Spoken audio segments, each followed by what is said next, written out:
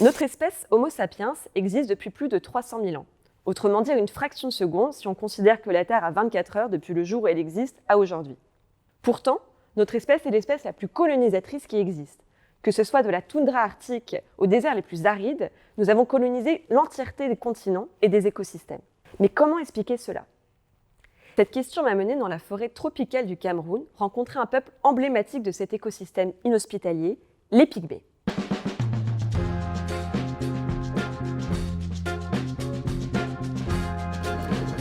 Après un rapide passage à Yaoundé pour récupérer des provisions et notre véhicule, nous partons avec Alain, notre chauffeur, et Fernando Ramirez Rodzi, éco-anthropologue au Musée de l'Homme. Nous nous dirigeons vers le sud du Cameroun, dans un village pygmée qui s'appelle Le Bosquet.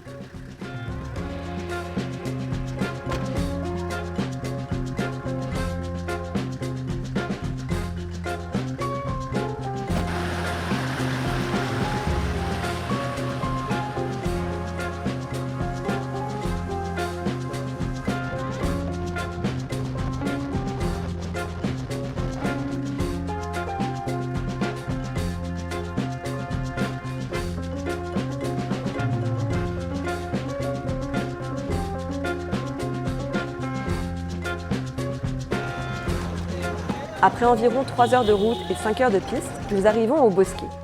Fernando y va plusieurs fois par an depuis 15 ans. Il y est accueilli en vieil ami.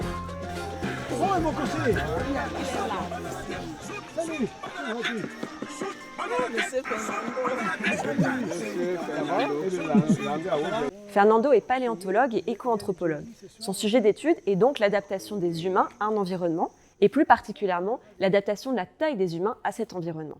Je suis Fernando Ramirez Rodzi, je suis anthropologue biologiste au CNRS. Je travaille sur l'évolution et la diversité de la croissance chez l'homme actuel et chez les hominidés fossiles. C'est-à-dire l'homme prend le double de temps pour atteindre l'étape adulte que les chimpanzés. Donc la question c'est est-ce que cette croissance prolongée a été acquise successivement ou de façon abrupte au cours de l'évolution et par quel mécanisme elle s'est mise en place.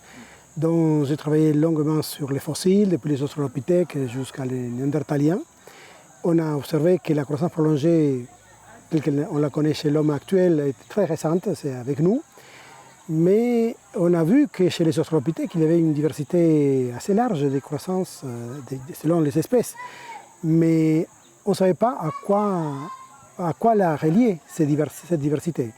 Certainement, était en rapport avec l'environnement, mais on n'a aucun rapport pour établir une liaison entre environnement et croissance.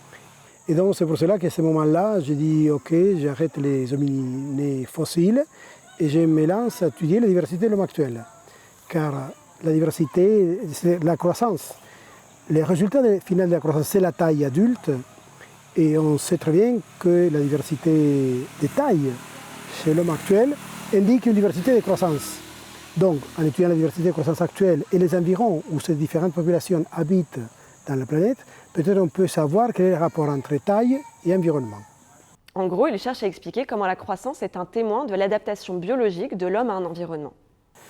Et je vais commencer par les extrêmes. Les extrêmes, c'est ou les plus grands ou les plus petits. Et j'ai choisi de travailler sur les plus petits, que c'est les pygmées. C'est-à-dire ces peuplades de l'Afrique équatoriale avec une taille très basse à l'étape adulte. Donc c'est le reflet d'une croissance particulière.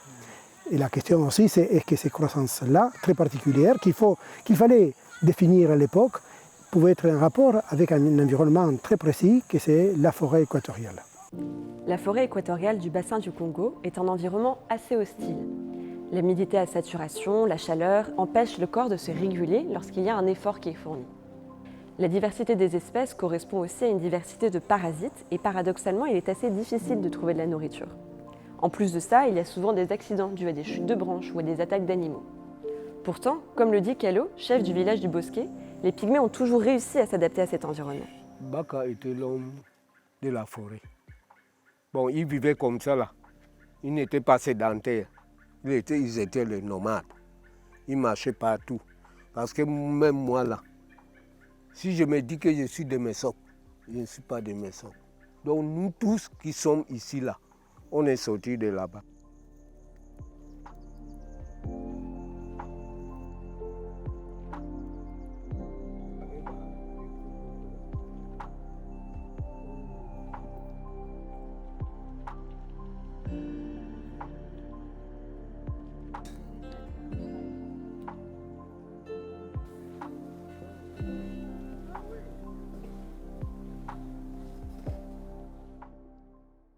Les pygmées sont donc un peuple acclimaté à la forêt tropicale. Pourtant, ce n'est pas du tout le seul peuple qui vit dans cette forêt tropicale, et beaucoup ont une caractéristique commune, leur taille. Que ce soit en Asie, dans les îles Andaman, ou encore dans les Philippines avec les Batak, ou en Nouvelle-Guinée avec les Papous, tous ces peuples ont une caractéristique commune, leur taille fait en moyenne 1,55 m. A priori, cette petite taille serait un atout pour pouvoir survivre dans la forêt tropicale. Mais alors comment l'expliquer ? Et la question c'est, est-ce que c'est une adaptation à vivre dans un milieu forestier d'Afrique équatoriale? Il y avait différents types d'hypothèses, mais je crois que celle qui s'approche le plus, c'est celle de la thermodynamique. C'est-à-dire le corps, on a la masse du corps qui produit la chaleur et la surface qui permet leur évaporation. Et ici, en Afrique équatoriale, il y a une humidité très très forte, ce qui fait qu'il y a un moment qu'on ne peut pas transpirer. Et ça, on a l'expérimenté en marchant avec les bakas en forêt. Justement, ils ne transpiraient pas. Nous, on transpirait, mais on était malades. Parce qu'on sentait c'est-à-dire que c'est comme si le corps avait besoin de transpirer un peu plus, mais la densité, l'humidité qu'il y a, ça nous empêche. Donc il y a un problème de libération de la chaleur. En réduisant la taille, la production de chaleur est beaucoup plus... La réduction, c'est beaucoup plus importante que la réduction de la surface, c'est-à-dire le volume se réduit beaucoup plus. Et donc il y a moins de production de chaleur, il y a une petite réduction de la surface. C'est-à-dire l'évaporation c'est presque normal, mais la production c'est beaucoup plus bas. Bon, reprenons. La taille des pygmées serait donc une adaptation à l'environnement équatorial. Pourtant, les raisons de cette adaptation sont encore assez floues. L'hypothèse qui serait la plus retenue, ça serait la thermorégulation. Moins de surface corporelle est égale moins de surface à refroidir dans un climat chaud et humide. Bon, il y a deux autres hypothèses. Une de ces hypothèses, c'est la mobilité. C'est-à-dire qu'on a proposé qu'étant plus petit, on pouvait circuler mieux au niveau forestier. Mais d'après mes expériences, je n'ai pas testé scientifiquement, je n'ai pas mené une enquête, une méthode scientifique.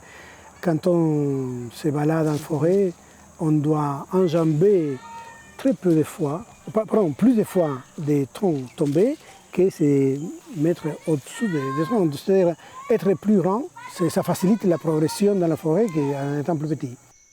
On parle de Kalo quand on était allé à la limite, là, il y avait de Mongoulou, qu'on a eu l'orage, tu te rappelles, qu'on entendait tomber les arbres.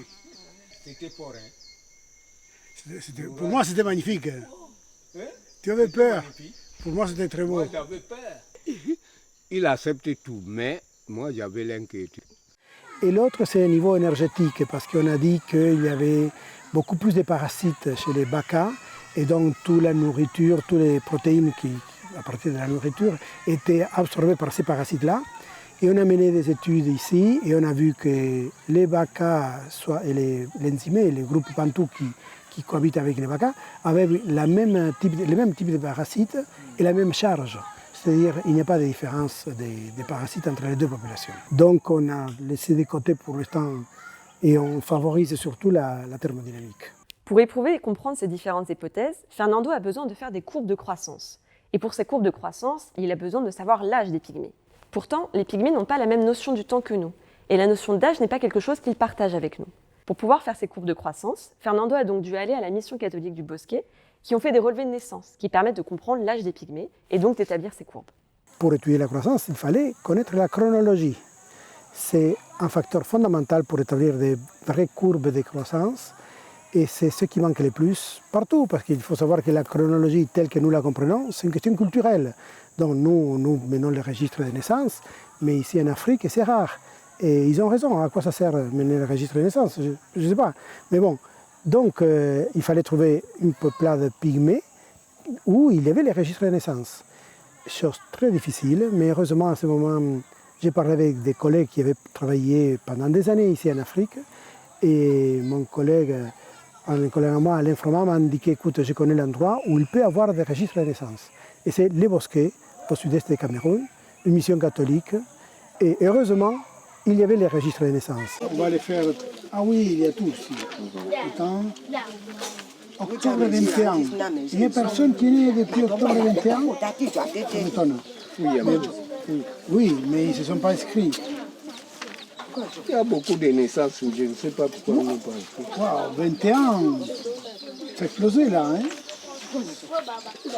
Parfait, génial. Bon, donc ton premier enfant c'est Akos et Francine.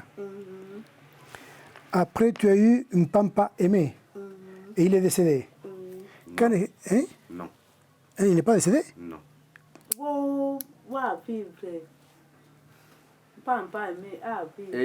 Eyipe, les lames nametare et Akose Francine. Et à quelqu'un mpampa aimé. Et à vivre, aider. Quoi, dis-moi. Oui. Ah, il est vivant? Oui, il est vivant. Ah, ok, mais... Aimé, ok, il est vivant. Après Mpampa aimé, quel est l'enfant suivant? Nako Joseph. Joseph Léon, ok. Et les suivants, c'est qui? Pondi Isaac. Ah, moi, ici, c'est Pondi, Nak, Wilfried. C'est les mêmes. C'est Oui, C'est ça. oui, c'est ça. Bon. Après Pondi, c'est Andenda Dorian. Ah, voilà, ça, je ne l'ai pas. Andenda Dorian. Une fois l'âge identifié, Fernando va pouvoir mesurer les pygmées Baka et établir ses courbes de croissance. Ce qui lui a permis de comprendre que c'est entre 0 et 2 ans que la croissance des pygmées était ralentie par rapport à la nôtre, ce qui permet aujourd'hui d'arriver à cette taille-là. Après 9 années d'études ici, j'ai pu déterminer justement la courbe de croissance et j'ai observé que les Baka, ce groupe pygmée en tout cas, à la naissance avaient la même taille et le même poids que les autres populations européennes, mais qu'ils avaient un taux de croissance très bas entre la naissance et l'âge de 2 ans et demi, 3 ans. Et à partir de 2 ans et demi, 3 ans, ils suivaient un processus de croissance semblable à une population européenne, mais il y avait déjà ces décalages créés à la toute petite enfance qui n'allaient pas être rattrapés. Tout le reste est pareil, et la ménarque, c'est aux alentours de 14 ans, la taille adulte est acquise 18 ans pour les filles et 20 ans pour les garçons. Tout le reste est semblable, mais sauf cette période de la petite enfance qui y a un taux de croissance très bas. Choco 147,6. Un autre aspect du travail de Fernando est l'étude des dents. L'information contenue dans une dent est absolument colossale. Que ce soit du période de stress, l'alimentation, les périodes de carence, le gras, etc., on peut remonter presque jour pour jour à la vie d'un individu humain. Il y a un projet qui me tient à cœur, qui c'est l'étude justement de cette petite enfance. C'est à ce moment-là qu'il y a la croissance particulière des pygmées. Et donc, les dents que je récolte, c'est les dents temporaires. C'est-à-dire c'est celles qui commencent leur formation avant la naissance et finissent les formations après la naissance. Donc, en analysant les dents, je peux avoir des informations autour de la naissance. Et comment je peux avoir des informations? C'est parce qu'à l'intérieur de la dent, il y a des lignes de croissance, un peu comme les cernes des arbres. Et ces lignes de croissance nous permettent de donner une chronologie précise à toute la formation dentaire. Et aussi, d'après certaines caractéristiques de ces lignes de croissance, de connaître les processus histologiques et cytologiques qui ont eu lieu pendant la formation de la dent. Et donc, par exemple, on sait très bien qu'au moment de la naissance, c'est un moment de stress, et ça se traduit dans l'émail dentaire et dans la dentine dentaire par une marque très très forte.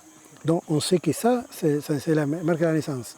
Alors, il peut y avoir d'autres marques fortes, donc ça veut dire qu'il y a eu un moment de stress, soit après, soit avant, on ne sait pas. Mais donc, en analysant justement la microanatomie de l'émail dentaire, on peut savoir s'il y a eu un moment de stress, de grande fièvre ou de, je ne sais pas, X raison des maladies. Et même aussi, on analyse dans les dents la composition chimique, c'est-à-dire les éléments chimiques.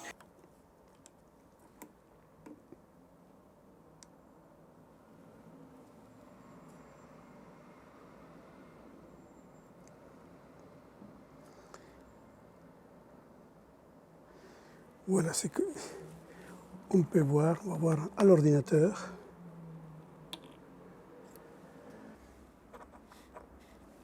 Et voilà, c'est ça ce que je vois au microscope. C'est la lame, l'incisive, et on voit ici, c'est l'émail dentaire, ça c'est la dentine, c'est une dent qui est usée. Mais ce qui m'intéresse beaucoup dans ce type d'images, c'est justement qu'on peut observer ces lignes très marquées ici, qu'on va voir dans cette autre image. Et cette ligne marquée, c'est une des lignes de croissance, mais il est très marqué parce qu'il indique un moment de stress dans la vie de l'individu. Et ce moment de stress, c'est précisément la naissance de l'individu. Tous les mailles formés avant cette ligne de stress, qu'on appelle ligne néonatale, tout cet émail formé avant, s'était formé pendant la grossesse. Et l'émail postérieur à cette ligne de croissance, c'est-à-dire toute cette frange ici, a été formé après la naissance. Donc, on peut analyser les isotopes, les éléments chimiques qu'il y avait avant la naissance et comparer après la naissance et voir si les nutriments étaient toujours de bonne qualité et s'ils peuvent assurer ou pas une croissance normale de l'individu.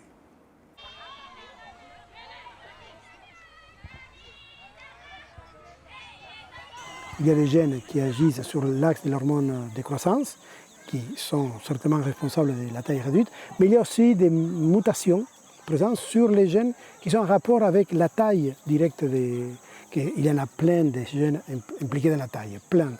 Et il y a quelques-uns qui présentent des mutations chez les bacas, ce qui pourrait aussi expliquer justement la taille réduite. Ce qui est assez étonnant, c'est que les études menées par Fernando ne coïncident pas avec les résultats menés sur d'autres groupes pygmées. Il y a donc une évolution convergente. Leurs mécanismes évolutifs, bien qu'arrivant à la même finalité, la taille, n'ont pas les mêmes raisons. Donc les résultats pour les bacas, c'est intéressant parce que justement dans les années 90, il y avait un chercheur qui avait travaillé avec les pygmées normalement nommés Mbuti, c'est les pygmées qui se trouvent à l'est de la République démocratique du Congo, c'est les Akasuaefe, et il avait observé que ces pygmées naissaient déjà avec une petite taille et un poids réduit. Et donc justement la première observation ici chez les bacas, c'était qu'ils naissaient avec le poids et la taille standard. Donc ça veut dire qu'il y avait deux processus qui s'étaient mis en place pour aboutir à une taille réduite. Et donc c'est-à-dire ces deux processus dans un même environnement, ça indique qu'il y a deux mécanismes différents, donc que la taille adulte semblable d'Mbuti et des bacas résulte par une convergence évolutive. Ce n'est pas la même cause qui a produit ce résultat final, mais c'est la même adaptation à un même environnement. Résumons. Les pygmées bacas ont une petite taille pour s'adapter à leur environnement tropical et avoir une meilleure thermorégulation. Et cette petite taille, ils l'acquièrent entre 0 et 2 ans du fait de l'inhibition de l'hormone de croissance. Pourtant, chez les Mbuti, cette taille s'acquiert par la faible réactivité cellulaire à l'hormone de croissance. Il y a donc ce qu'on appelle une évolution convergente. Les mécanismes d'évolution sont différents, mais pour aboutir à la même finalité, s'adapter à un environnement commun. Bien que l'évolution tend à favoriser les peuples qui sont les plus acclimatés à leur environnement, elle ne fait pas tout. La culture, les rites, ont été transmis de génération en génération dans les peuples pygmées depuis plus de 200 000 ans. Que ce soit à travers l'alimentation, la médecine, les rituels, les pygmées ont une connaissance accrue de leur environnement, ce qui leur permet aujourd'hui d'y vivre et d'y survivre.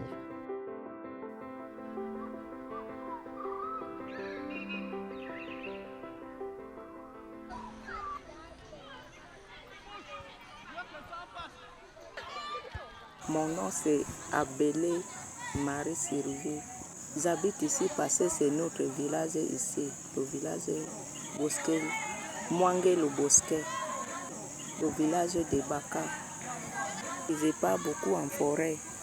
Quand la saison des mangos arrive, nous, tous les Baka entrent en brousse, en forêt pour aller casser le mango.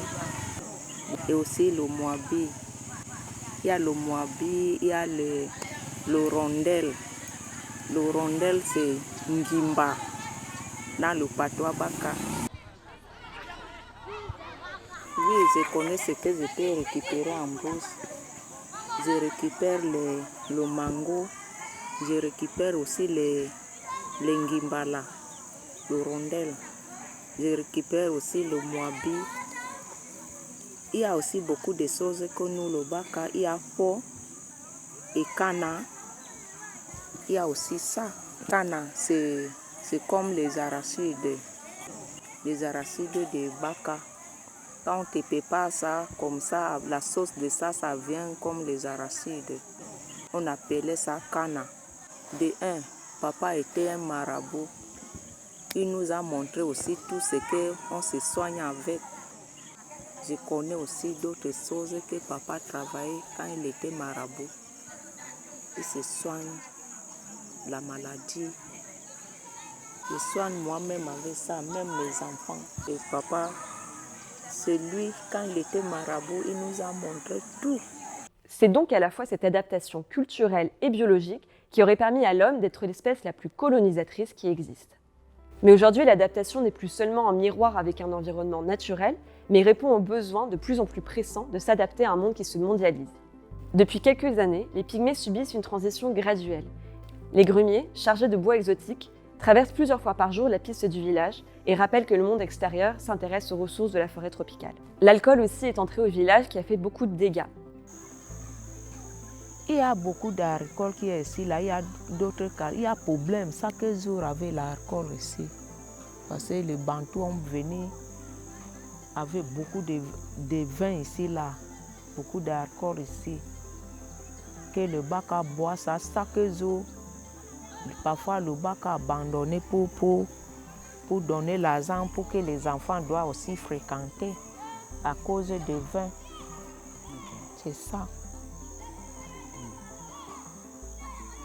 Il y a donc un nouveau défi, réussir à concilier le développement économique et leur identité culturelle. Jamais la tradition, on ne pourrait jamais oublier notre tradition. Donc c'est possible d'équilibrer les deux pour qu'on ne perde pas l'autre côté, qu'on ne perde pas aussi l'autre côté.